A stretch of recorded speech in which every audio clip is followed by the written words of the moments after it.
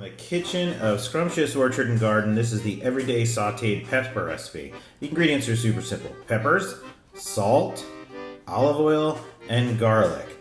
Now, are you seeing a trend here? I mean, this has kind of been every recipe. And there's a reason for that. These peppers were designed to be cooked, right? We want the ingredients to speak for themselves. Cubanelle peppers, which are what we're seeing here, are a frying pepper. Unlike the bell pepper, they don't have a pithy, high water content flesh. They have a lot of solid flesh. And the preparation is really simple. We take a paring knife, we insert it and go around the stem, and we're looking to take out the seed pod underneath the stem and the stem itself. Those are the inedible portions.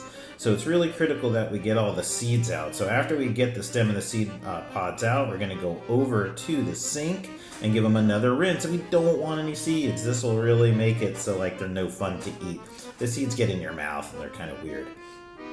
Next, we'll prepare our garlic. Unlike the other recipes, we're looking for a rather large-sized dice here, and I'll tell you more about that in a minute. But the large-sized dice is critical to making this recipe work. So when we get to cooking, we'll put a few tablespoons of olive oil into our large sauté, and then our goal with the first step is to make toasted brown garlic. This might involve taking your pan and putting it on side so that you can deep fry your garlic. We're looking for a deep golden brown color. And that's what's really going to make this dish work. The combination of the garlic, the good olive oil, and the salt are what give this dish really combine well with the pepper. So once we get that deep toasted color, we're going to take out the garlic and put it aside and add our peppers into the pan. After a little while, we'll turn them, maybe do that a few times, maybe adjust with some salt. And it takes about 10 to 15 minutes at least. At some point, you'll look like, okay, these things are pretty toasted. Let's add some more liquid into this so that the steam can really work. I use some chicken stock. Now, after a while, you'll see that the pepper's starting to soften and their shape starts to fall. At that point, I like to put them aside and let the steam just take its time to soften and go on and cook my other things. It's at this time that I'll take that toasted garlic and fold it into my steaming peppers. Really give it a toss in there. Now, if I feel like they could use a little bit more steaming, I might add a couple tablespoons more stock and turn it back on and get the steam to rise up again.